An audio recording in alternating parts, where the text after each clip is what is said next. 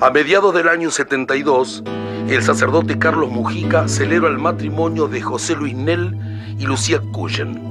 Eran tres personas unidas por el mismo amor, el amor a la patria, en tiempos en que la patria era una hermosa dama a la que todos querían enamorar.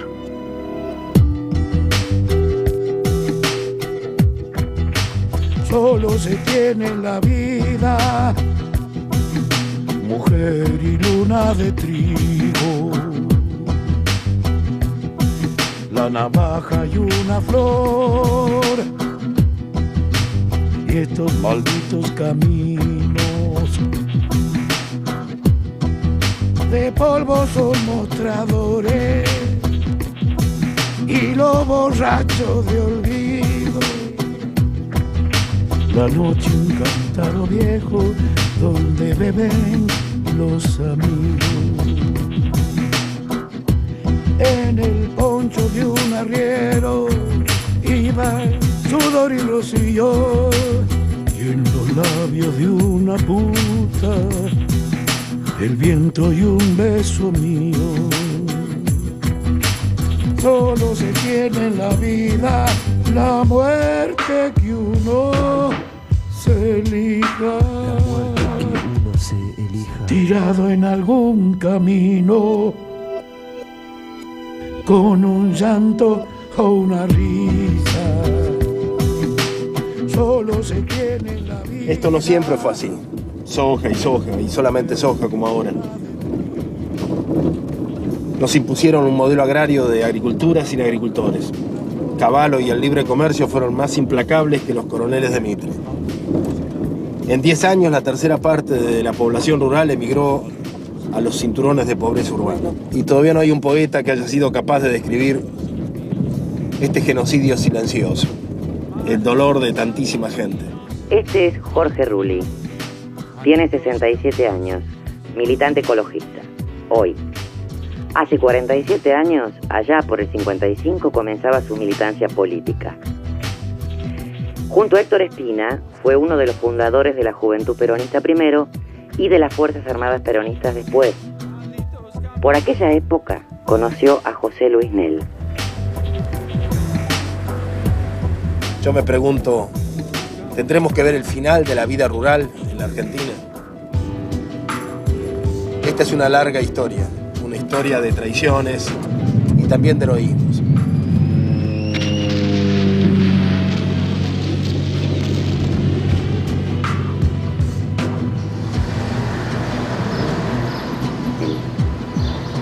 Este es Alejandro Mujica Echagüe, hermano de Carlos.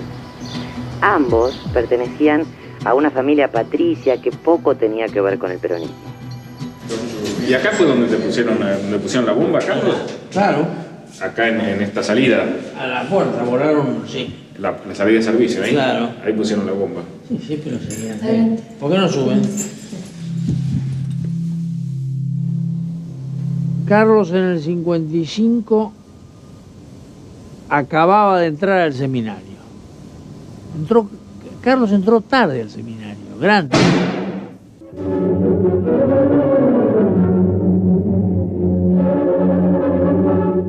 Millares de personas asisten en la residencia presidencial a la muestra de la impresionante colección de riquezas atesoradas por el mandatario depuesto. El asombro de la multitud se exalta por pertenecer estas riquezas a quien basó su política en el mito de la humildad y la pobreza. Ya en los jardines se muestran ante nuestros ojos lujosísimos automóviles y toda clase de modelos de motocicletas y motonetas. Todo el país se enteró lo que había robado Perón cuando le devolvieron 30 millones de dólares de esa época, que son 150 millones de dólares de ahora, a Perón, de plata que le habían sacado cuando lo echaron. En el interior de la residencia nos enfrentamos a un espectacular conjunto de vestidos, sombreros, zapatos y pieles que no sabemos si habrá logrado reunir ninguna reina de ningún país del mundo. Ahí empezaron los afanos grosos. Así que el ejemplo lo dio don Juancito. mire sonriendo, porque es así. Es así.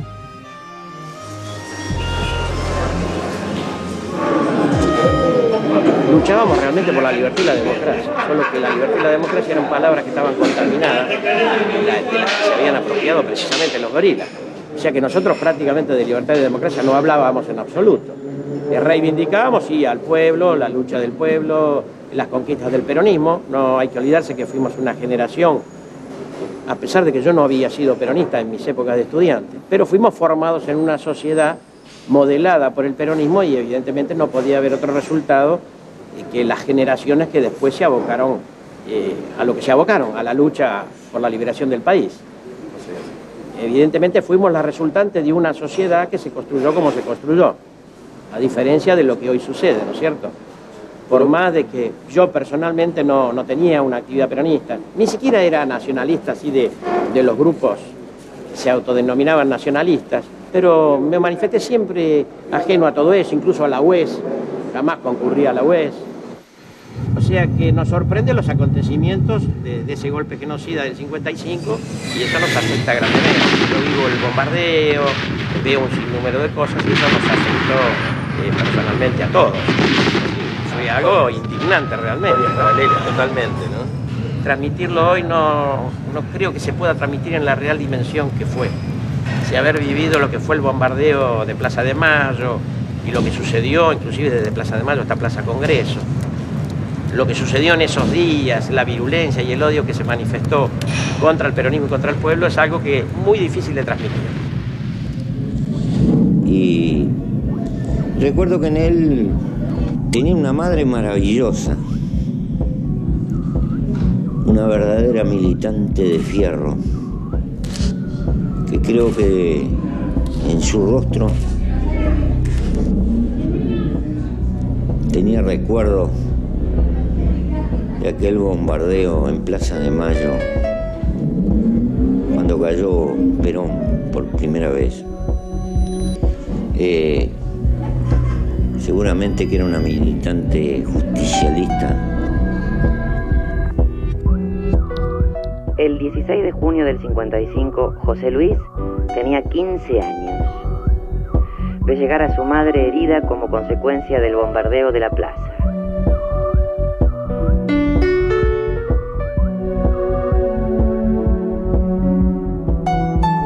El enemigo lo convocaba a la pelea. Estalla un movimiento sedicioso el 9 de junio, el que rápidamente es sofocado. El pueblo se da cita en el lugar de los grandes acontecimientos históricos, la Plaza de Mayo, para repudiar la burda intentona y adherir a los principios de la Revolución Libertadora.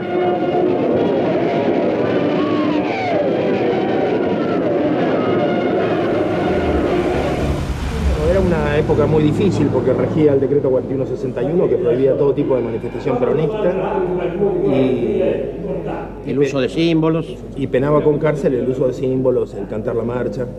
Y eso nos fue inclusive motorizando aún más después de todos los acontecimientos, los fusilamientos de militares y de civiles. Eso nos fue aferrando mucho más a un tipo de militancia que ya empezaba a tomar otro cariz. No éramos los simples agitadores en última instancia que fuimos al principio, que ganamos la calle para el peronismo, sino que los grupos juveniles comenzaban a tomar algún tipo de organicidad. Había múltiples, muchos. Los misioneros de Eva Perón, montoneros de Perón. Y después estaba esta rama juvenil, que al principio fue Unión Cívica Nacionalista, con una rama juvenil llamada Tacuara, después Tacuara se autonomiza, y bueno, y que tenía diferentes componentes. Nosotros siempre, sobre todo cuando se incorpora, cuando Cachito Alcadre se incorpora al grupo nuestro, se incorpora a la Juventud Peronista, a través de Cacho siempre hay como una relación personal con José Luis. O sea, siempre hubo una relación personal con José Luis. Siempre fue un caso diferente. Particular, sí, diferente. Al de Escurra Medrano y otros, que aunque tenían mayor jerarquía que José Luis dentro de ese grupo, bueno, nosotros teníamos más diferencias ideológicas y, digamos, me parece que con José Luis siempre hubo una relación de piel diferente, ¿no?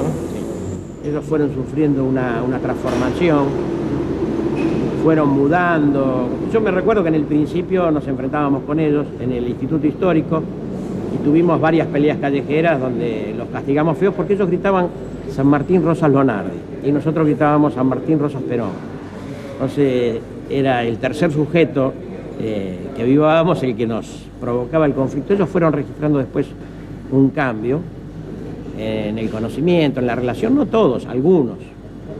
De ese grupo, acercando al peronismo. De ese grupo proviene José Luis Nel, que murió muchos años después, y otros compañeros, ¿no? Los que intervinieron en el Policlínico Bancario, un grupo que se secciona de Tacuara original y forman el Movimiento Nacionalista, MNRT, Movimiento Nacionalista Revolucionario Tacuara, que es el grupo que registra una mayor compatibilidad con el peronismo, es decir, eran peronistas, ¿no? Cuenta la historia que el curita Rubio, recién ordenado, un día tiene una revelación. Como buen cristiano, busca a los más necesitados y fue a trabajar a los barrios pobres, los más pobres. Iba a hablarles de Dios, pero nadie le abría las puertas ese día. Y escucha el grito de una pared en Carbonilla. Y el grito decía: sin Perón no hay Dios ni patria.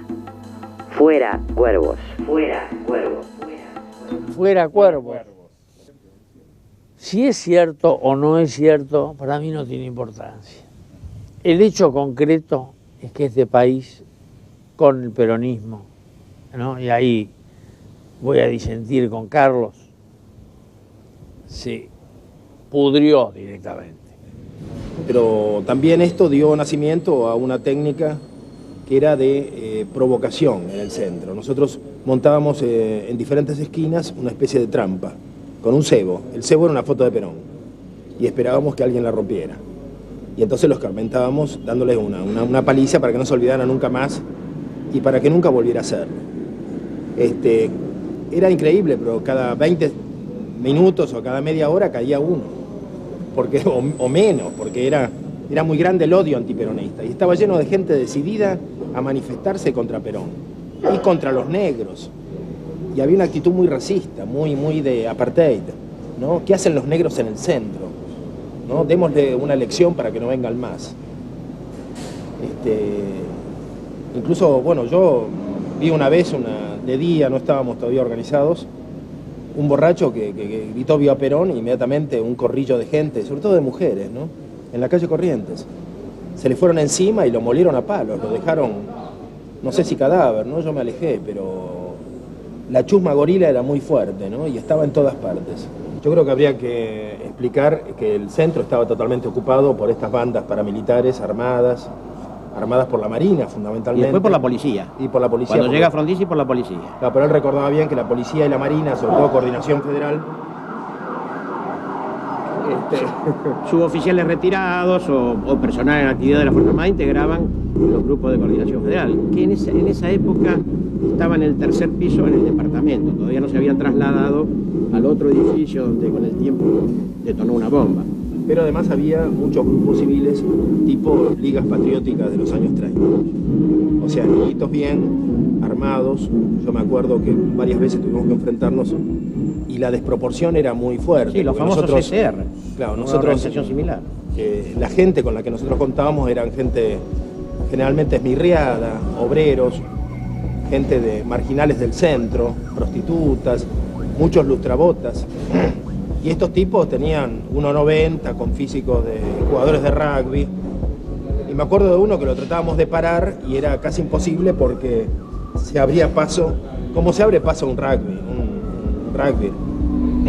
Y además muy bien armados y nosotros no teníamos armas. Así que era al principio una batalla desigual, ¿no? Un ejercicio, sí, de coraje noche a noche muy grande, ¿no? De parte de los compañeros. Y fueron muchísimos los que cayeron, los que fueron heridos. Y bueno, y él recordaba también lo de cómo la policía reprimía constantemente, ¿no? ¿Comprende? Hay como una evolución en nosotros. O sea, cuando hay un momento en que nos hacemos, digamos, expertos en la lucha callejera. Y esto requiere poco armamento. Armamento de puño, elemental, y sobre todo saber correr y reconocerse. éramos como una manada de lobos, ¿no? Nos conocíamos todos por los rostros y por los apodos y podíamos reencontrarnos. Era la versión peronista de lo que hoy se llama la Guerra de Calles en Londres, o hay un grupo en Estados Unidos que se llama Reconquistar la Calle, que actúan igual. Yo veo que ahora en la resistencia global actúan exactamente igual. Y son chicos de 17, 18, 19 años, que es la edad que teníamos nosotros. Éramos como perros de presa, que no nos agotábamos y estábamos toda la noche peleando y corriendo. Y cuando encontrábamos un personaje que se resistía, un personaje duro que rompía las fotos o que gritaba contra Perón, no trepidábamos en darle un escarmiento muy duro. Murieron muchos de los nuestros porque nosotros luchábamos con los puños desnudos y ellos tenían milicias armadas. Realmente los comandos civiles eran grupos peligrosísimos, organizados paramilitarmente, muchas veces con apoyo de la Marina. En más de una manifestación donde nos encontramos con presuntos civiles que sacaban sus pistolas de sobaqueras blancas típicas de la Marina y nos tiraban. Y bueno, y era una lucha a todo riesgo, pero la ganamos. Esa batalla, por lo menos, esa la ganamos, la batalla del centro de Buenos Aires. Sierra Maestra, Cuba. Gesta de Fidel Castro y sus hombres ha culminado con el triunfo rotundo que levanta sus banderas en el corazón mismo de La Habana. En combate sin tregua, Castro y sus hombres, entre ellos y en primer plano nuestro heroico compatriota, el doctor Guevara, el Che Guevara, lo que parecía imposible.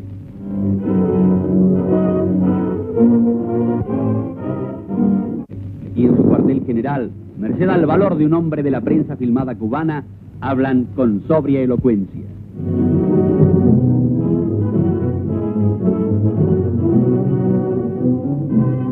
Una vez más, el aliento de un ideal triunfa sobre la razón de la fuerza.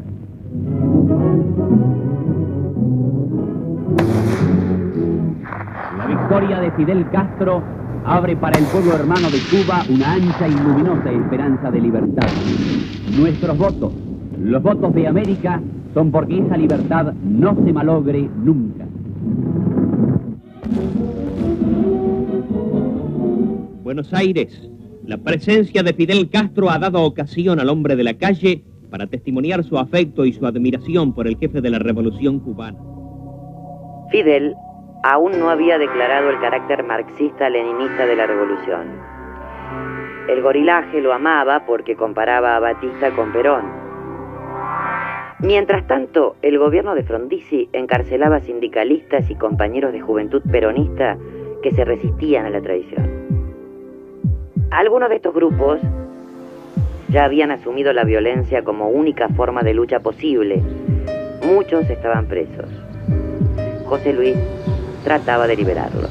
La lista está integrada por Ascurra Manuel, Arias Amado, Barrena Guzmán Guillermo, capitán del ejército, Califano, Castro Normando, Canosa Raúl, Campos, nosotros le decíamos Campitos, era hermano del Correo de Perón, Cabrera, Piñataro Carmelo, Rulli Jorge, Espina, Fisicaro, Aducci, Espataro, Taboada, suboficial mayor del ejército, Ayala, Mongiovi, Parla, Giura, Ciacia, Fernández, Repiglio, Lescano, Di Pierro, de Salta. A nosotros nos tocó con otros dos compañeros, por ejemplo, una sesión rodeada de 15 personas, castigándonos. Uno de ellos era el mayor Mendioro, que se hacía presente como vocal en el Consejo de Guerra que nos iba a juzgar. Lógicamente lo impugnamos porque no podía participar una persona que nos había estado torturando para castigarnos a nosotros. Mena, el Uturunco, De Mundo, Aberrante, Puma Ceravalle, nosotros veíamos entrar un grupo de gente sentarse en el estrado, todos con gorra colocada, donde el cual planteaban cosas que eran completamente absurdas. O sea, nosotros éramos todos gente demasiado joven. Algunos recién habían cruzado la barrera de los 18 años y 20 y no tenían ni idea de lo que podía ser un juicio militar. El juicio militar estaba plagado de incongruencias. O sea, nos llevaban escoltados por gente con ametralladora, nos ponían en penitencia en los rincones, nos hacían como y maltrataban a nuestra familia. Nadie pensaba de que iba a quedar preso. Todos pensábamos que iba a llegar el momento en que el peronismo iba a triunfar. Maidana, 3 hermanos Maidanas y Acosta. Todos ellos estuvieron a disposición del Consejo de Guerra número 1 que presidía el coronel Gomila. Pero desde aquí, desde la cárcel de Las Heras, por la avenida Las Heras, nos llevaban en un camión militar para ser juzgados en el cuartel número 1. En el número 1 de Palermo, ¿no? Era así. Sí. De los que estamos aquí, Espina, vos y yo, con un grupo más de gente, íbamos en el mismo camión. Pero a veces todos los días, ¿no? Y sí, todos los días, cuando estaban tramitando el sumario, cuando iban preparando todo para el juzgamiento definitivo, sí, nos llevaban casi todos los días. Bueno, iba gente con ametralladoras adentro del camión, pero era un operativo que se podía hacer el de rescatarnos. Y los compañeros que estaban afuera habían organizado, en el momento en que todavía estaba liderando los Gustavo Rearte, habían organizado un operativo que lo iban a realizar sobre Pacífico, o sea, bajo el puente de las vías del San Martín. Que el intento era, estaban preparándolo y quedaron en eso. Pero lo que él veía era que era relativamente sencillo tomar el camión, bloquear el camión, sacarnos a nosotros, pero que en un lugar donde estaban comisarías y cuarteles cercanos, la única opción que a él se le planteaba era de dejar a alguien para cubrir la retirada. Pero que realmente esa persona tenía que quedarse hasta el último cartucho y seguramente se tenía que sacrificar. De todos los compañeros que estaban planificando esto, él preguntó quién se ofrecía como voluntario. Y el que levantó la mano y dijo que se hacía cargo y se quedaba hasta el final fue José Luis Nel, una figura legendaria, ¿no? Y me acuerdo que cuando en la cárcel, en el pabellón 6, Gustavo nos cuenta esto, nos cuenta también cómo quedó él impresionado por la decisión de Nel de sacrificarse por nosotros, ¿no? Estas flores en los pies son muy sentadoras, sobre todo si se complementan con piernas de este estilo. Corría el año 61, cuando 2 integrantes de la familia Mujica ocupan cargos importantes en el poder. Adolfo, el padre de Carlos, es nombrado ministro de Relaciones Exteriores del gobierno de Frondizi, y Carlos, secretario privado del arzobispo de Buenos Aires, Monseñor Antonio Cayano. Comienza una conflictiva relación con la jerarquía eclesiástica. Simultáneamente, el sacerdote oficiaba misa en la paquetísima parroquia del Socorro. Yo ayudaba a misa porque era toda una iglesia muy de derecha, venía toda la gente de San Cayetano. Y el cura ese Montovani, una cosa así, tenía todo un armado de regalitos que te daban. A las 10 misas te regalaban una monjita chiquitita. A las 20 misas donde yo trabajaba. Claro, entonces, como yo vivía a 2 cuadras de la iglesia, nací en el barrio River, ayudábamos misa para después poder hacer los casamientos, que era que te daban guita. Entonces los domingos salía de la cancha de River corriendo y me iba, tenía 11 años, y me ponía los trajes, pero siempre me acuerdo que la sacristía había un movimiento increíble, porque llegaba el flaco que venía de la cancha, y había un montón de gente, sobre todo chicas muy lindas, y él entraba, pum, y decía, chicos, ¿cómo andan? Bien, ganó, pero siempre Racing ganaba. Bueno, ¿y cómo anda todo? ¿Y estás atrasado 30 minutos? Bueno, no importa, hay mucha gente, sí, está lleno, bueno, dale. Entonces se ponía las cosas así, esa escafandra que había de liturgia vieja, y nos metíamos y nos... Yo tengo, ¿vos sabés que tengo uno de esos camisones? Son los camisones, claro, sí, son los camisones. Tengo uno de esos camisones, de esos blancos, blancos con puntillas, Sí, con puntillas acá y puntillas... Claro, porque era liturgia vieja. Entonces, en 15 minutos daba la misa y tenía 40 minutos de sermón que enganchaba a toda la gente que venía de norte, ¿no? Entonces, como uno llegaba a la misa de 8 del Socorro, anclaban ahí.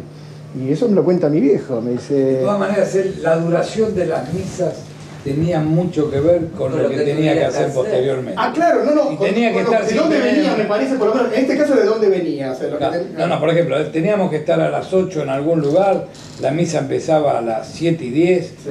A las 8 se acabó la misa. Sí, yo me acuerdo que él me decía... O sea, y a veces la hacía señas, viste, viste, bueno, la liturgia vieja tenés que la virajera, esto, el trapito, pimumpa, que dice, mirá, lo tenemos que hacer rápido. Sí, yo estaba ahí, que he hecho un soldado, yo no entendía muchas cosas de los que decía, ¿no? Pero lo escuché decir, señores, no se equivoquen, el infierno está lleno de sotanas, dijo un día en una misa, y mi viejo me cuenta que hubo una vieja que dijo, este es un comunista, y medio como que estaba desvanecido, se desvaneció, una cosa así. Pero de esas anécdotas miles, ¿no? En primer lugar, pienso que la palabra patrón y opresor significa lo mismo. En el sistema capitalista, el ser patrón o el ser empresario necesariamente supone la condición de opresor, porque la estructura de la empresa en el sistema capitalista se basa en la explotación del hombre por el hombre. De modo que, así ese patrón se llame peronista o se llame cristiano, lo que fuere, en la medida en que a mí me oprime, yo tengo el deber de luchar no contra él, sino por mi liberación. Yo tengo que sacarle el pie que él me pone encima a mí. No por odio a él, por amor a él. Porque a él le hace mal oprimirme y a mí me hace mal que él me oprima. Yo creo, esto es lo que yo creo, no me acuerdo exactamente, pero Carlos ya en el 62, año 1962, tuvo algunos problemas con la jerarquía eclesiástica de entonces, después del triunfo de Andrés Flamini, cuando gana la provincia de Buenos Aires. El día o el domingo siguiente que no le entregan o que el gobierno de Frondizi decide no entregar la provincia a los triunfadores peronistas en Buenos Aires, Carlos Mujica da una misa en el Socorro, en la iglesia del Socorro, a la vuelta de donde él vivía. Y en su sermón hace alusión a que se cercenaba la decisión del pueblo de la provincia de Buenos Aires. Esa fue su última misa en el Socorro. En realidad, uno de sus últimos sermones en el Socorro fue el 7 de julio de 1963, el día en que el radical Arturo Illia gana las elecciones presidenciales gracias a la proscripción del voto peronista. Hoy es un domingo triste. Un importante sector del pueblo argentino ha sido marginado del comicio y será gobernado por un hombre a quien solo votó el 18% de los electores. No había en el movimiento peronista organización, es decir, lo que después aparecen como obras, sino que se planteaban cosas en común, había un enemigo común que era en ese momento el gobierno de Frondizi, después aparece y se agudiza más con el gobierno de Illia, y salta y se produce la gran explosión en el año 63.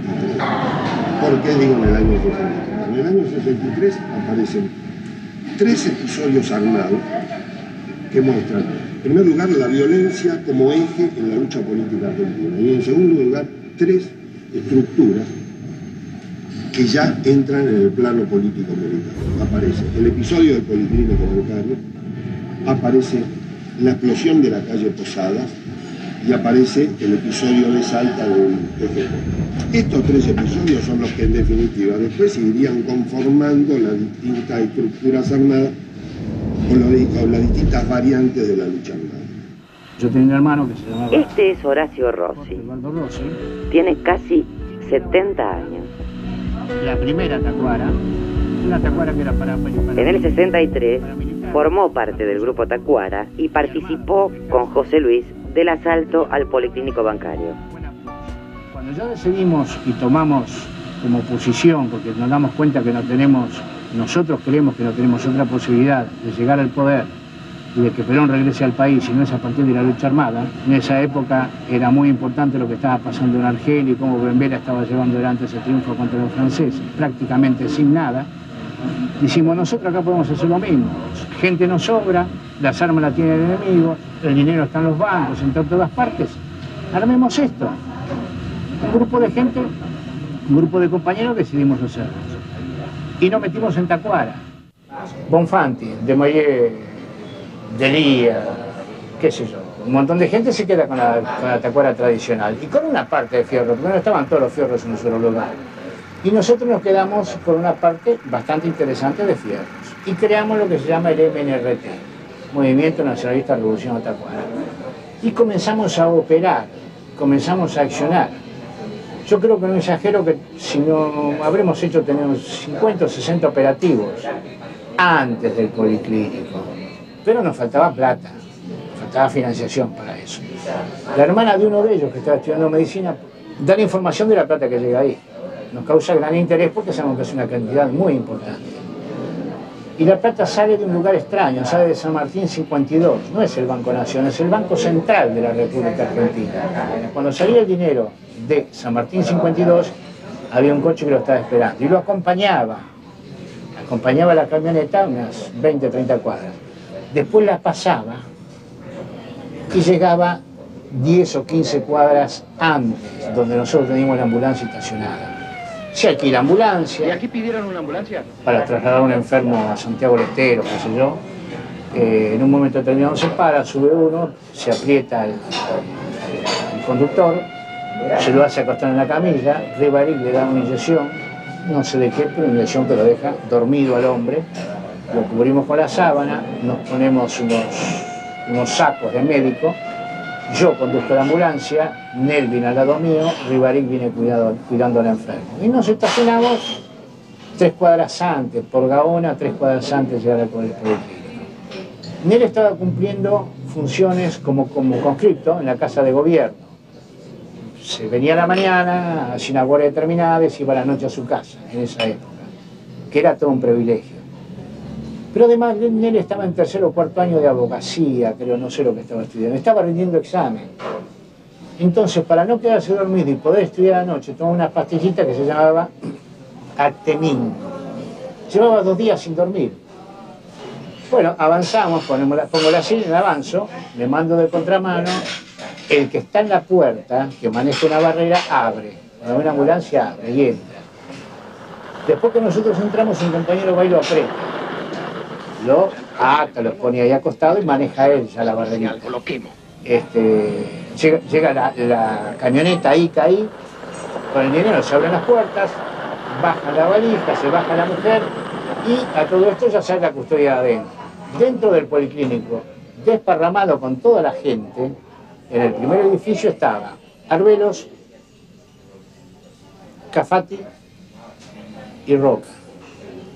Estaban armados, había gente armada. Entonces ellos salían y de 1,5 metros, 2, los apuntaban y lo teníamos todo dominado. Yo cuando me bajo, voy avanzando hacia donde están ellos. Nel se pone con la ametralladora en una punta, con una PAM, en una punta, y Rivaric salta con un fal y se pone en la otra punta. Bueno, ya estaba todo el mundo dominado. Alguien hace un gesto, pero de miedo. Yo estaba ahí. Te puedo asegurar que no iba a sacar ningún arma, no iba a hacer absolutamente nada. Hace un gesto raro. Y Nel dispara. Le pareció ver algo que ponía en peligro nuestra vida y tiró. El que la ponía era él, pobre. Nos tiramos todo al suelo, nos podía haber matado a nosotros sin ningún problema. Estamos en el núcleo de la gente, nos tiramos todo al suelo. Gritos, alaridos, todo un despelote impresionante. Nosotros nos miramos y dije, ¿y ahora qué hacemos? Cobo cae arriba de la valija y los tiros le pegaron al frente, entonces le salía por la espalda un chorrito de sangre así como una ballena, ¿viste? Bueno, lo agarramos y lo sacamos entre dos, un hombre grande era, y quisimos agarrar una valija de cuero muy grande, de dimensiones importantes. No la pudimos levantar. Entre tres la llevamos en la ambulancia.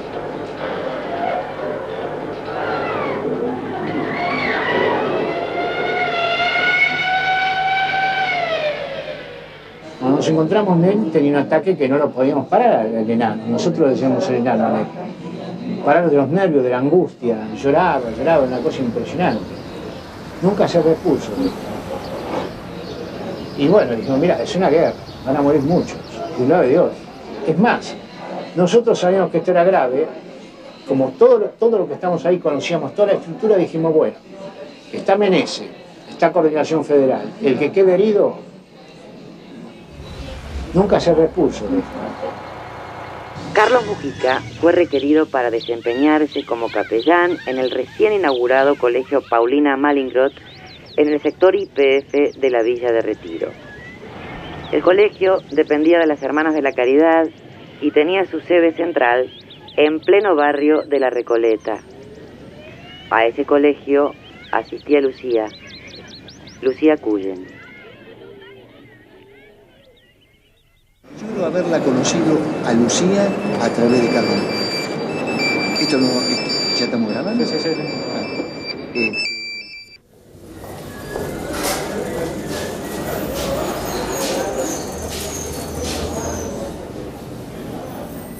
A fin de año del 90, un grupo de estudiantes de trabajo social empezamos a pensar en la posibilidad de reunirnos para empezar a modificar cosas, a plantear algunas transformaciones que veíamos como necesarias, en primer lugar, adentro de la carrera misma de trabajo social. Muchos de los que estábamos en eso habíamos estado militando en el peronismo y nos habíamos ido con la llegada de Menem, con la llegada de Bungibor, con el indulto, y nos habíamos quedado sin referencia política. Y dentro de la facultad no había ninguna agrupación que pudiera como agruparnos y darnos identidad. En ese momento empezamos a pensar en esta agrupación que la dimos en llamar Lucía Cullen. En ese momento se discutieron muchos nombres posibles y fue la mamá de una compañera que estaba en ese momento con nosotros, que también era trabajadora social, que propuso el nombre de Lucía Cullen, y lo único que sabíamos de Lucía es que había sido trabajadora social, que había trabajado con Carlos Mujica en la Villa 31 de Retiro, que había militado en Montoneros y que había desaparecido en el 76. Con esas muy pocas ideas y con esas pocas noticias sobre la vida de ella, decidimos que esas variables de la vida de ella, esas características de la vida de ella nos representaban bastante con lo que nosotros queríamos hacer y con lo que reivindicábamos en la historia. Después con los años fuimos como queriendo encontrar más cosas de Lucía. Quién era la familia. Teníamos como pocos datos de por dónde empezar a averiguar. Una vez, para un aniversario de la desaparición de ella, que siempre hacemos un acto homenaje, el 22 de junio, hace muchos años, sería el 92, por ahí, teníamos una bandera en la puerta de la facultad con el nombre de Lucía, y un hermano de ella pasó con el colectivo por la puerta, y cuando vio el nombre de Lucía en una bandera se bajó del colectivo y bueno, y así tuvimos contacto con el primero de sus familiares. Era muy agradable Lucía. Una mujer muy suave, pero al mismo tiempo bombera, como dicen.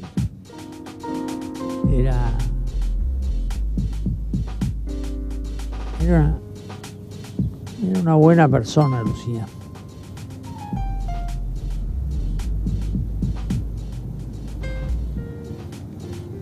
No sé qué decirte de Lucía.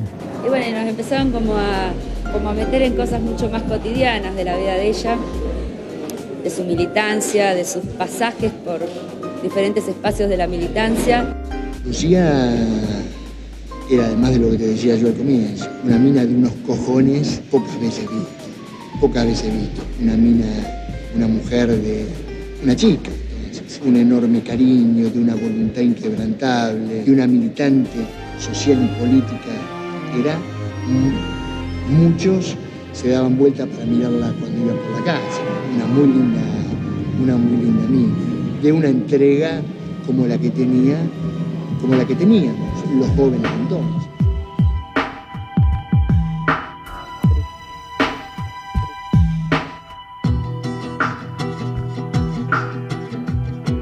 El tema del dinero nos sorprendió. Nosotros no sabíamos que íbamos a encontrar dinero marcado. Eran billetes de 5.000 pesos recién puestos en funcionamiento, y como salían del Banco Central, no del Banco Nación, eran nuevos y numerados correlativamente. Pero la plata argentina en ese entonces era cambiarlo en todas partes del mundo. Entonces este hombre se encarga de cambiar el dinero, se lo da José, que va con su pasaporte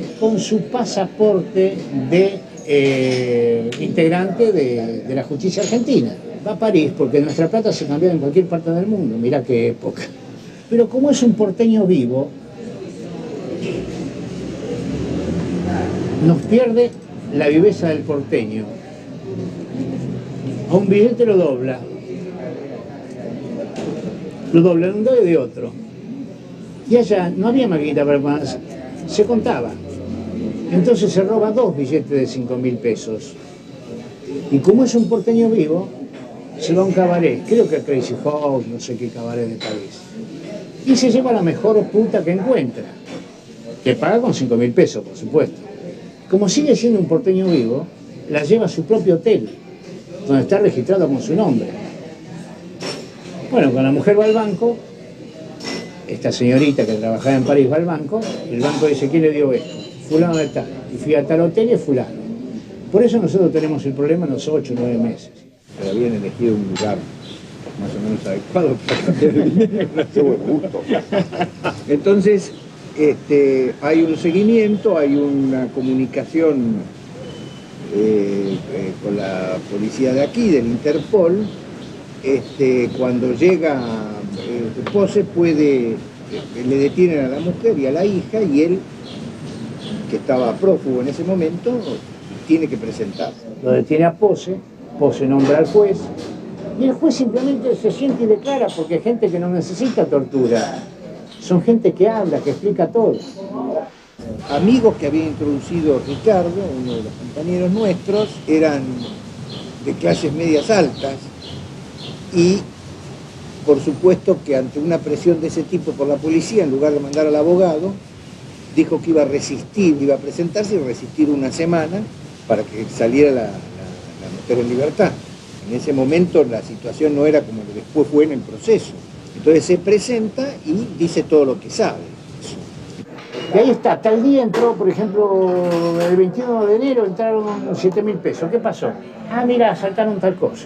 2 ametralladoras y 2.45 el 27 de febrero de tal día. ¿Qué pasó? Ah, mira, robaron 2 policías así. Por eso que tenemos tantas causas, por eso tenemos tantas cosas. Por eso es que cuando se hace conocer la cuestión del policlínico, hay una lista de acciones, de aproximadamente 20 acciones anteriores, graves, que finalmente no se imputa porque no hay tiempo, porque el policlínico lleva en sí un expediente, muchas páginas, muchos folios. Entonces, él se presenta y no le da tiempo a avisarle a José Luis, que estaba en Río Gallegos, y que en ese entonces estaba en Río Gallegos porque había sido descubierto que los coches de la entidad militar en donde estaba haciendo la conscripción en Buenos Aires habían sido usados para otros fines, que eran para algunas acciones, algunos operativos. Entonces lo mandan a Río Gallegos, y cuando lo traen encapuchado de Río Gallegos para acá, a José Luis, lanzan todas las capturas. Entonces, ahí me capturan a mí, finalmente en el Consejo Supremo de la Fuerza Armada, donde estaba haciendo yo la conscripción, y bueno, estábamos todos en Coordinación Federal después, todos detenidos en la misma, en los calabocitos, esos pequeños calabozos de sí, no me acuerdo qué piso era. Entonces, en Coordinación Federal, aquí ya me encuentro con...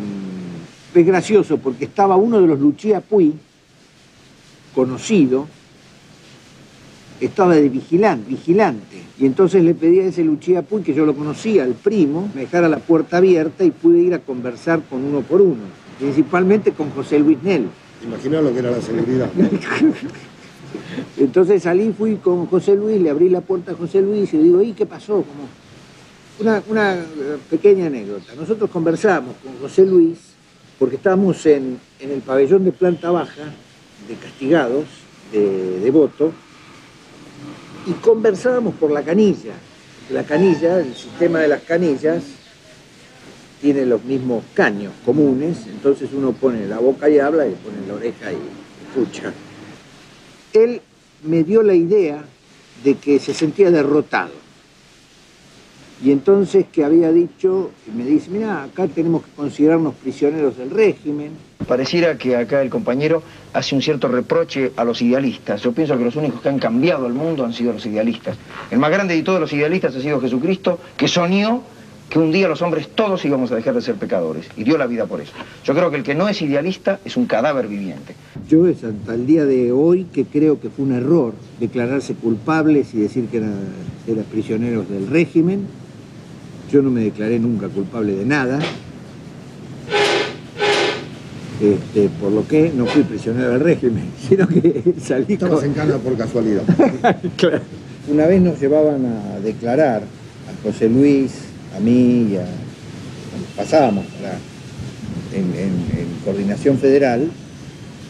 La mamá de José Luis lo vio que él a lo mejor medio se apesadumbró de ver a la madre, quién sabe. No creo que mucho, porque él era bastante duro. Y la madre le dijo desde un costado, la frente siempre alta, le dijo José Luis. Lo cierto es que tanto él en Coordinación Federal, con esta tesis de prisionero de guerra, como otro compañero que se llamaba Fito, que no voy a decir el apellido, pero que falleció, que fue muerto, principalmente este último, cantó todo. Habló todo y bueno, cantó todo. El peligro era que se hicieran que un expediente, una carátula particular, o se investigase cada uno de esos temas. Pero en realidad se empezó a investigar el tema del policlínico bancario. Compañeros míos de la zona de Belgrano y de todo eso cayeron sistemáticamente,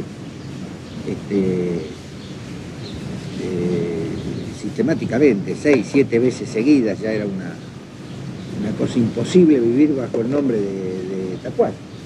Imposible. José Luis, que se consideraba un prisionero de guerra, busca la oportunidad para escapar. Nosotros luego hicimos un pacto dentro de la cárcel, tomamos la causa, nos hicimos cargo 7 porque había mucha otra gente que era MNRT política, que no tenía nada que ver. Y quedamos en que de uno en uno iban saliendo. El más comprometido era en él. Entonces el primero es irse en él. Y la fuga fue que, según contaban después los compañeros, pidió permiso para ir al baño. En el momento que pidió permiso para ir al baño, junto con un policía, el policía también, que lo llevaba un policía, le sacaron las esposas. Entonces el policía también se puso a utilizar el baño y a hacer pis, y él aprovechó, salió caminando despacito. Se produce un descuido en la secretaría y sale caminando por una puertita y desaparece. Abrió la puerta y se fue. Se rajó. Salió. Pasó de largo y se fue. Alguien dice que fue un descuido, fue una... se puso plata. Cuestión que él como Cafati lograron las fugas. Él era un fugitivo real, espiantadino. Era un espiantadino porque en Punta Carretas 2 veces se escapó. A una. Punta Carretas fue la fuga masiva. La fuga masiva.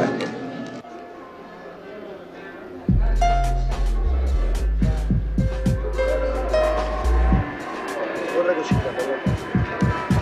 Un segundito. Ustedes tienen la autorización para que la abogada es una gran formación de pasión para que el bloque de la ciudad.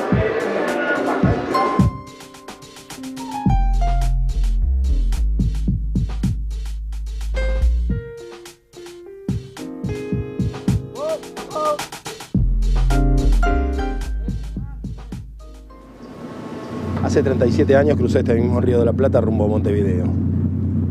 Dejaba atrás 3 años de cárcel con el plan Conintes, y a la salida de la cárcel me había hecho cargo con 2 compañeros más de la conducción de Juventud Peronista. Íbamos a Montevideo para encontrarnos con otros camaradas y de allí volar a China para entrenarnos en los campos militares con la esperanza de organizar un dispositivo militar que posibilitara el retorno de Perón en el marco de esperanzas revolucionarias que teníamos. Viajar a China fue un modo también de hacerme cargo de las nuevas responsabilidades, la de organizar en el conurbano una organización militar que llamábamos FAP, Fuerzas Armadas Peronistas. A China viajamos con compañeros de FAP y con compañeros del Movimiento Nacionalista Revolucionario Tacuara. Partimos desde Montevideo a Ginebra, donde nos encontramos con el delegado insurreccional de Perón, que era Villalón. Allí estuvimos varios días dialogando, haciendo relaciones, y luego a China Popular. Los compañeros que entrenaron, los compañeros con los que viajamos fueron algunos compañeros del dispositivo peronista, del MRP FAP, como Jaime por el norte y Gaitán como coordinador de la organización, y también compañeros de Tacuara como Bach, Ternel, Cataldo y Rodríguez. A Nel lo había visto una vez realizada su fuga, lo había encontrado en Buenos Aires y ahora lo volví a reencontrar en Montevideo para viajar juntos a Europa y de allí a China. José Luis Nel salió a Montevideo ayudado por el aparato que nosotros teníamos en la Argentina, siempre me refiero al MRP FAP. Tengo entendido que lo sacó Ricardo Rojo, igual que a Baxter. Lo sacaron a través de Entre Ríos, a través de contactos nuestros en las provincias del litoral. De allí a Montevideo, donde quedó protegido por compañeros del dispositivo peronista que hacían de comandos de frontera en la ciudad de Montevideo. Con ellos nos encontramos en Montevideo y arreglamos los papeles necesarios, o sea, modificamos documentación como para poder realizar el viaje. Estábamos en una situación difícil en la Argentina, de manera que nos movíamos con reglas de clandestinidad bastante estrictas.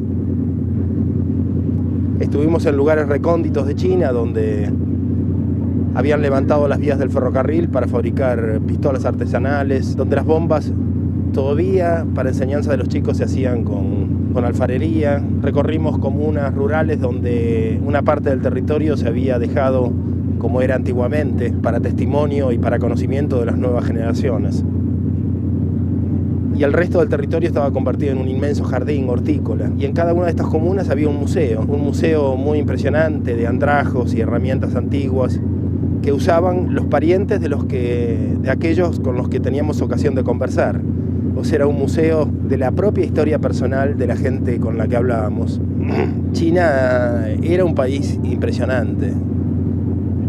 Llegamos al Manchukuo, que fue el lugar donde Mao acertó a salir de la trampa stalinista. De los grandes errores del comunismo internacional, encontró el proceso de lucha antiimperialista, de liberación nacional, enfrentando a los japoneses que habían invadido la Manchuria china. Allí estuvimos también, siguiendo el camino del ejército de liberación, la larga marcha. Y luego volvimos a la zona de Pekín.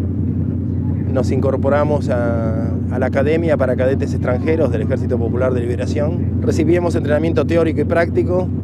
Fundamentalmente era la transmisión de la experiencia revolucionaria. O sea, revivimos en la práctica lo que ellos habían hecho. Estudiamos a Mao Zedong, por lo menos el Mao Zedong militar, todo. Y aprendimos la formación mínima de un oficial del Ejército Popular de Liberación. En todo momento esto fue un gesto y una relación entre el gobierno chino y el peronismo. En todo momento la relación se manifestó y se manejó a nombre del general Perón, que sabía absolutamente de nuestra presencia allí. Y bueno,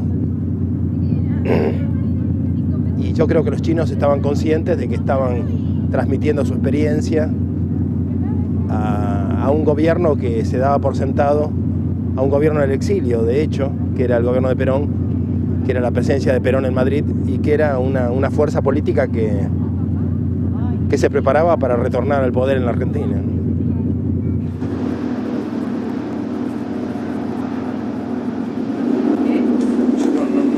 La relación de los hechos, ¿no? Pero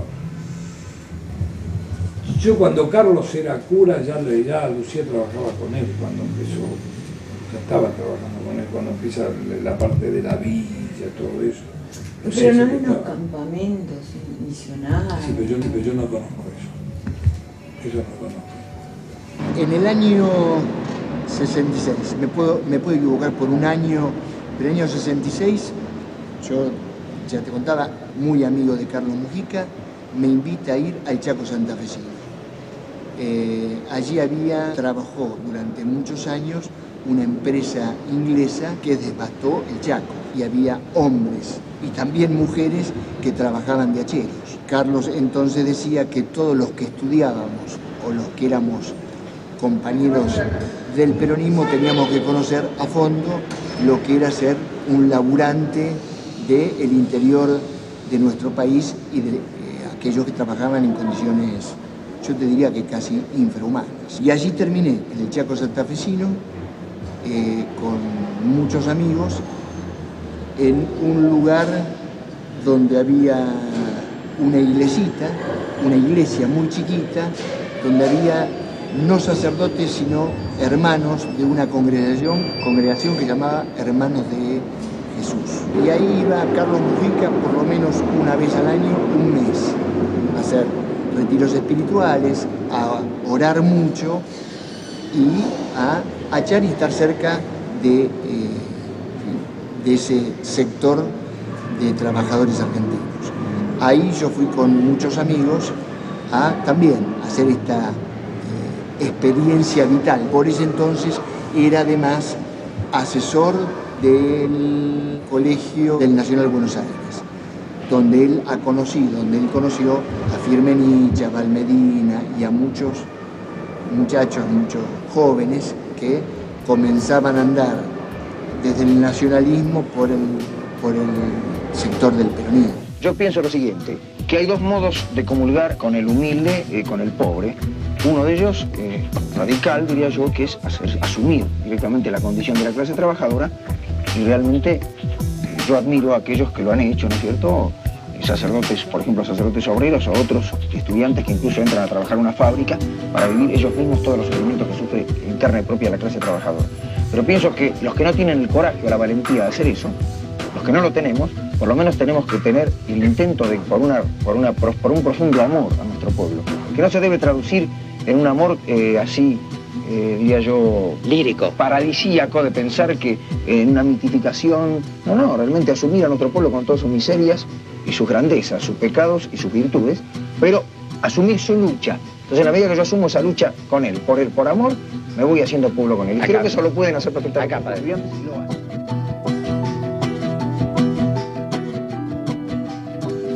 Bueno, ellos paraban en la escuela, que entonces era primaria, ahora es secundaria, y recorrían el pueblo, ¿no es cierto?, visitando a las familias, dándole bastante tiempo a cada familia. Hacían algunas reuniones también así, con la gente. Se había ido a la forestal, había poco trabajo ya. ¿Usted por casualidad se acuerda de una chica que vino con él, que se llamaba Lucía Cuyen? Lucía Cuyen, no. Bueno, es que da lo de Mario Firmenich y lo de Carlos Ramos. ¿De ellos se acuerdan? Habrá sido más o menos en el 69, 70.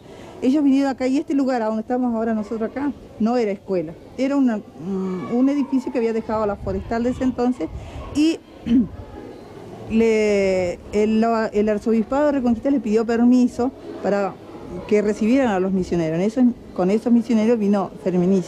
Hacían reuniones y que la policía venía a las noches, ellos venían acá, traían a los muchachos jóvenes, venían y charlaban con ellos, que como todo chico de afuera se conectaba con los de acá. Una vez estaban reunidos, estaban charlando y la policía lo investigaba de qué cosas hablaban, porque dice, nosotros mirábamos por la ventana y a veces encontrábamos un policía parado, decía, escuchando las conversaciones de nosotros, pero que ellos tampoco sabían mucho. No sabes cuál es el ayuno que me agrada. Romper las cadenas injustas, desatar las ligaduras de la opresión, liberar al oprimido y romper todo yugo, partir tu pan con el hambriento, acoger en tu casa a los pobres sin hogar, cubrir al que veas desnudo y tratar misericordiosamente al que es de tu carne. Entonces prorrumpirá tu luz como la aurora y no tardará en brotar tu salvación. Entonces iré detrás de ti y delante de ti irá tu justicia. Lo que esta misión hace es que ellos se lleven de Tartagal una decisión mucho más clara de qué quieren hacer con sus vidas, a qué quieren dedicar sus vidas.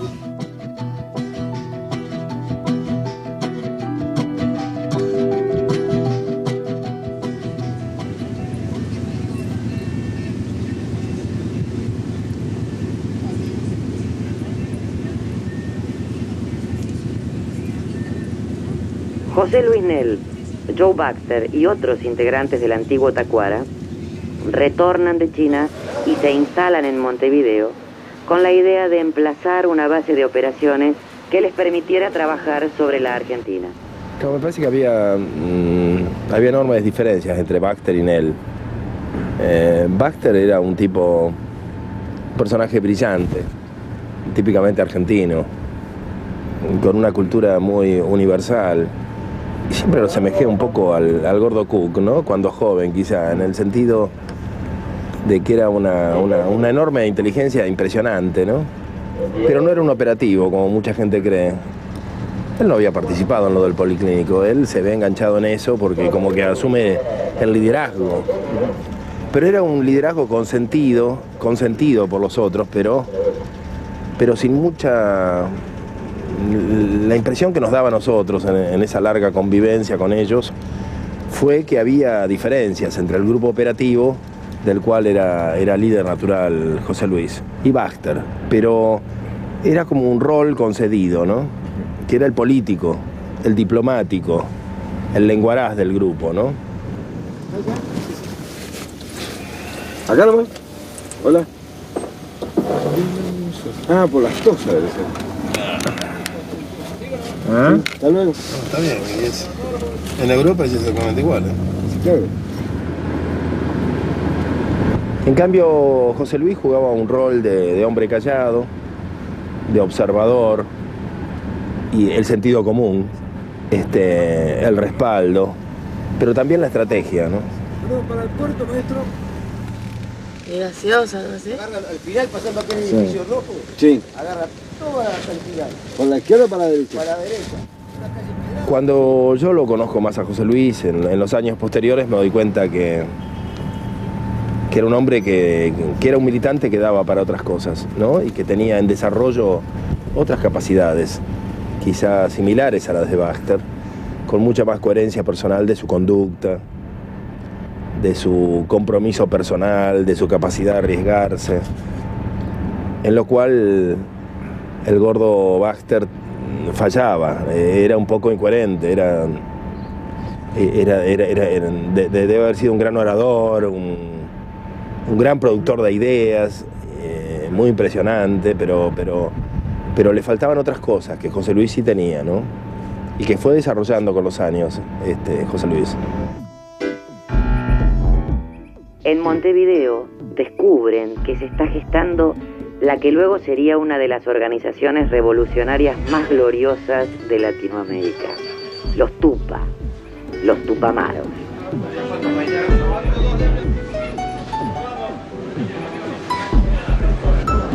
¿Sabes cómo fue la caída de José Luis en Uruguay? No sabes. Un grupo de gente que había estado en el policlínico de Buenos Aires, la gente de Tacuara, y aquí cae Joe Baxter y Nel Tachí. Habían sufrido muchos golpes, estaban derrotados en la Argentina, se refugiaron acá. Y se produce el 22 de diciembre de 1966 una redada muy gorda, en medio de una acción matan a dos compañeros. No, primero matan a uno, que es a Flores, que después en un allanamiento matan a Robaina, la organización pierde la infraestructura, la situación se aprieta, Nel se la banca y se queda, Joe Baxter pide asilo en la embajada mexicana, creo, o baraja esa posibilidad. El Chapo se va a Cuba. Se va a Cuba. José Luis se queda y cae en Cana. Bueno, ahí por el ¿acordás? Cae en Cana por esa redada. En esa época acá en Cara, digamos, se habían hecho acciones, se había operado. Ya estaba integrado. No se puede hablar de integrado, era gente que ayudó mucho en la proyección de sus conocimientos. Participaron en algunos eventos nuestros para conseguir pertrechos, conseguir medios materiales. Digamos, en la Argentina venían veníamos de China, claro. Bueno, la gente que venía de China, bueno, los cuentos de China son asombrosos, ¿no? Ahora que en esa época haya caído, sí, cayó en esa época. Yo en esa época José Vita. ¿No te acuerdas? No, eso no me acuerdo.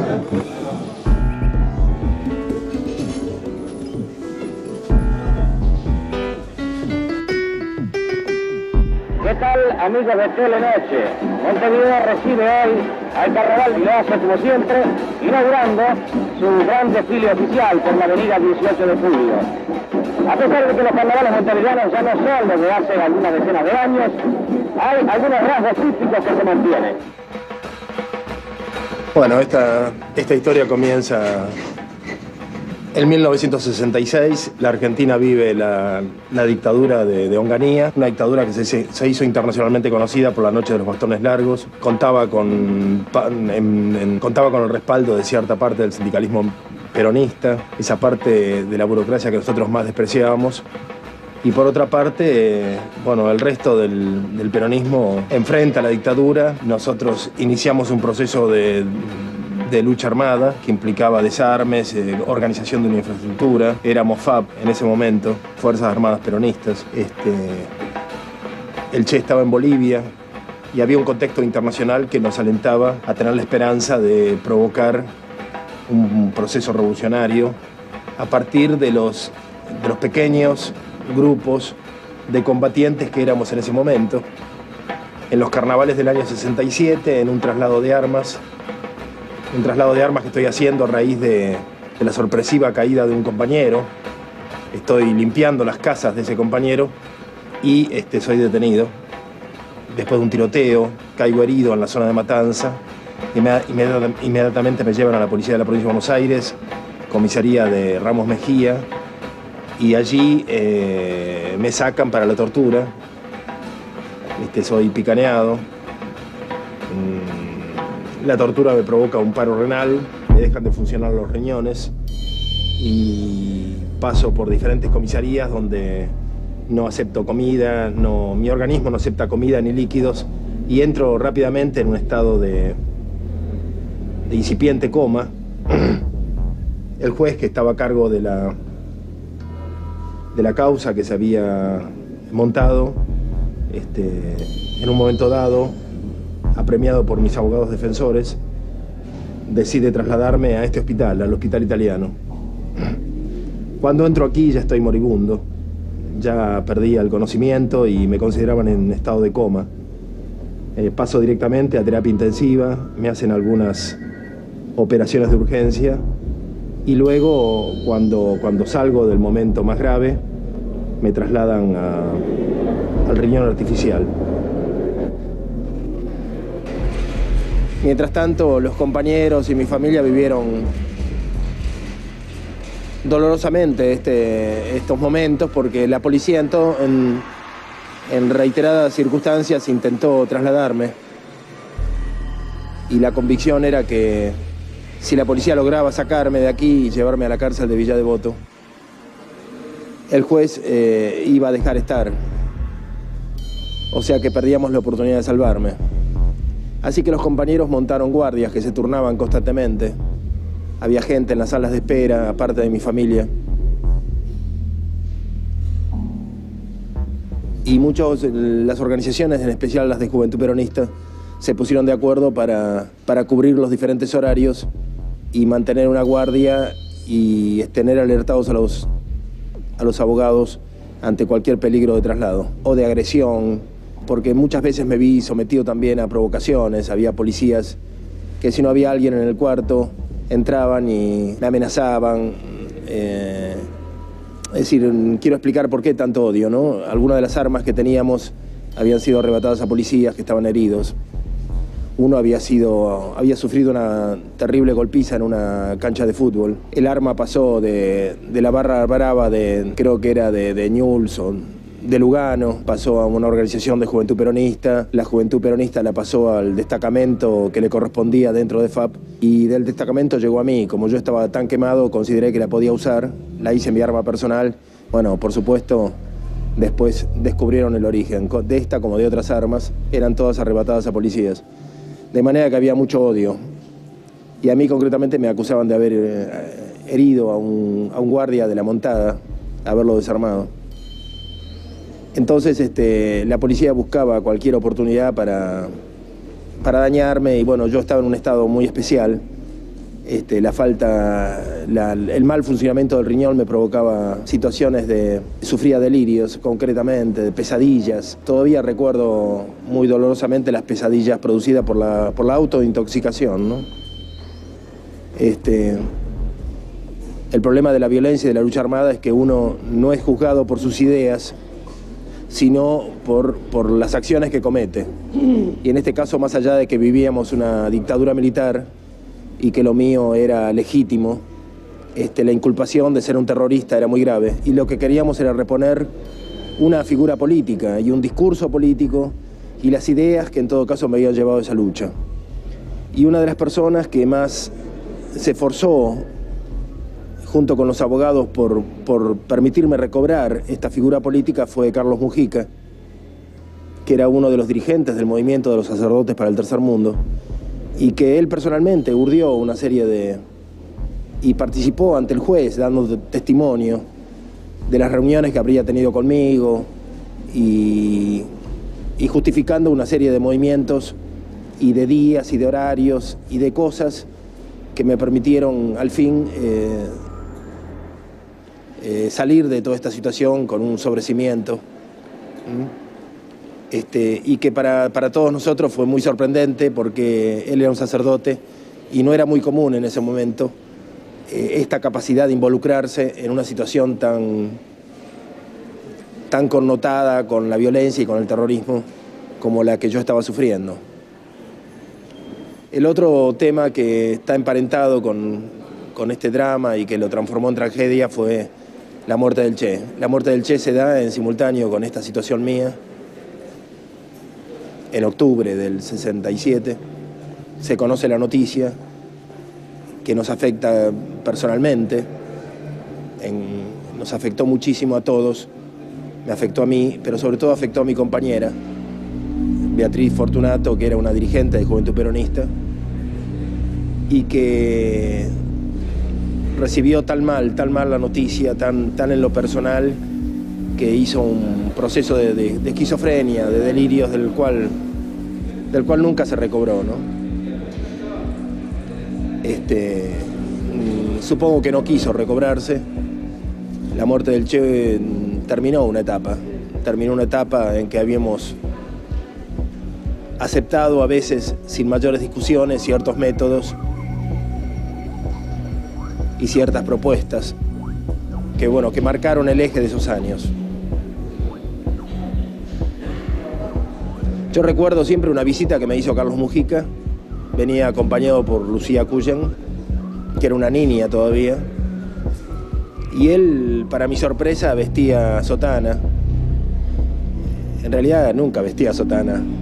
Pero ese día se había puesto una sotana. Yo no entendí por qué. Me visitó en la cama y se aproxima, me abraza en la cama del hospital. Y luego de debajo de la sotana saca un libro que acababa de editarse y que le había quitado las tapas para que no hiciera tanto bulto.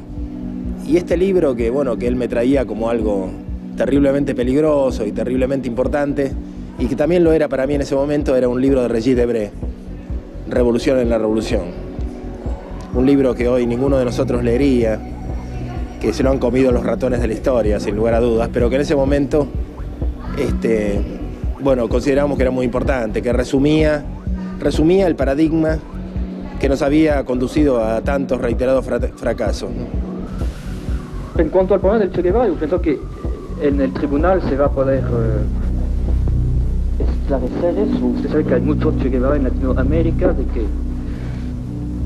Che Guevara es quizás muerto, quizás vivo, no sé, los periodistas yanquis dicen que está muerto desde 2 años, puede ser, yo no sé.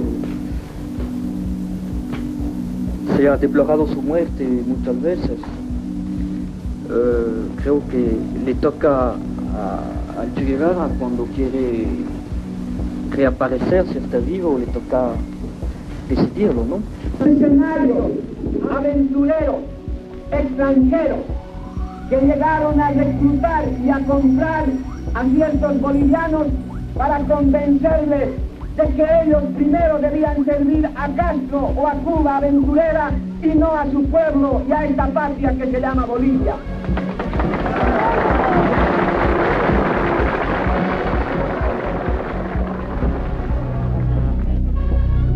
El Che Guevara ha sido ejecutado en la Sierra Boliviana. Su cadáver es un misterio que Carlos Mujica quiere ayudar a resolver. Viaja a la ciudad de La Paz para reclamar por el cuerpo del guerrillero muerto y pedir por la libertad del intelectual francés Regis Debray. Sobre esas fotografías puedo decir que de ninguna manera convencen sobre la identidad del sujeto. Si bien tienen cierto parecido con las últimas fotografías. De allí parte hacia París. Con las últimas fotografías y no con su persona. Yo del viaje a París lo único que me acuerdo del seguimiento de Lucía, Carlos, ¿no? Yo no existía, Richard, ustedes me... Sí. Es decir, eso te lo puede llegar a decir la familia de Cuyo, no la familia de Carlos. Él no decidió tanto ir, el que decidió en realidad fui yo. Ajá. Porque él tenía sus dudas, no sabía qué hacer, estaba muy amenazado, el clima era muy malo, había un clima muy violento acá. Habían aparecido, yo no me acuerdo ahora quiénes eran y todo, varios asesinados, es decir, había una situación muy fea. ¿El gobierno de quién? ¿Cómo gobierno? ¿Quién gobernaba en esa época? ¿Quién gobernaba? Buena pregunta. ¿Onganía? No me acuerdo, alguno de los milicos seguro, ¿cuál? No sé. No, pero no me suena Onganía. Porque con Onganía acá no hubo desorden, el desorden fue lo que lo volteó a Onganía, acordate. Sí, sí. O si estaba, ¿vos todavía estabas? Sí, ya estaba, sí, hace rato que estaba. Bueno. Y bueno, entonces empezamos a hablar así de la posibilidad de que el tipo se fuera, tenía varias invitaciones de allá. Y entonces me acusó con el problema de la plata, le dije que eso no había problema, que lo íbamos a arreglar. Y bueno, y una semana después se fue a Europa, con todo arregladito. Y de ahí entró a moverse por allá, por todos lados, como siempre, porque tenía hormigas ahí. Bueno, ella estaba enamorada de Carlos, ella moría por Carlos. Pero como Carlos era cura, y era, ¿no?, cosa que la gente no puede entender, bueno, la amistad se mantenía en distancia.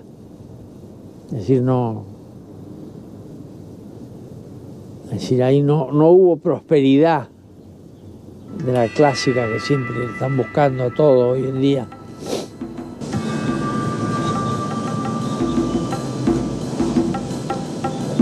Está fuerte el sol, ¿eh? Está lindo, ¿verdad? Sí, y... Claro. Él fue una sola vez a Europa. Lo que pasa es que se quedó como un año. Pero no volvió acá y después volvió ahí para Cuba. No. ¿A dónde? A Cuba. No, fue de allá. Fue de allá. Él allá se movía para todos lados. Siempre escribía o hablaba por teléfono mangando plata, ¿no?, con diferentes argumentos, pero en general, y bueno, él hizo cualquier cantidad de viajes por ahí. Se movió, toda esa inquietud que él tenía la vertió ahí. pero estuvo en una punta de helados.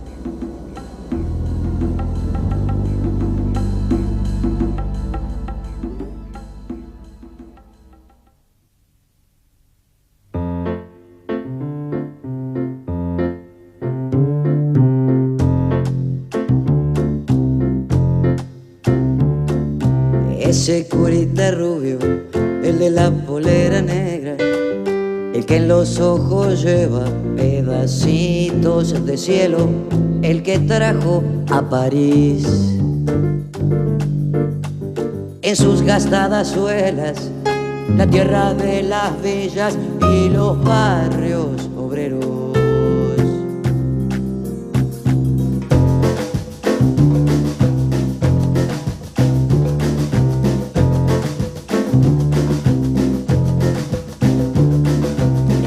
Planta firme ante los poderosos, el que a nada le teme, porque Dios no da miedo, el que tuvo que escapar ante lo peligroso de una boca que solo le prometía besos. Una muchacha como solo hubo en esos tiempos, con luz hasta en el nombre, con guerra hasta en los pechos. A esa muchacha cuenta, no la paró ni el océano, ni la oscura sotana, ni el prometido infierno.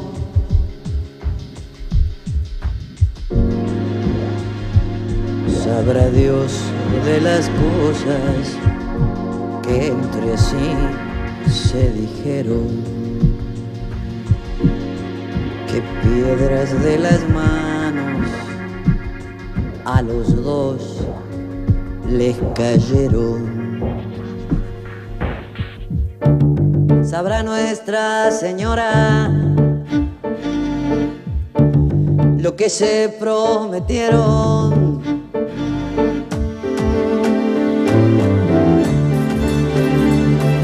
Ya vuelve la muchacha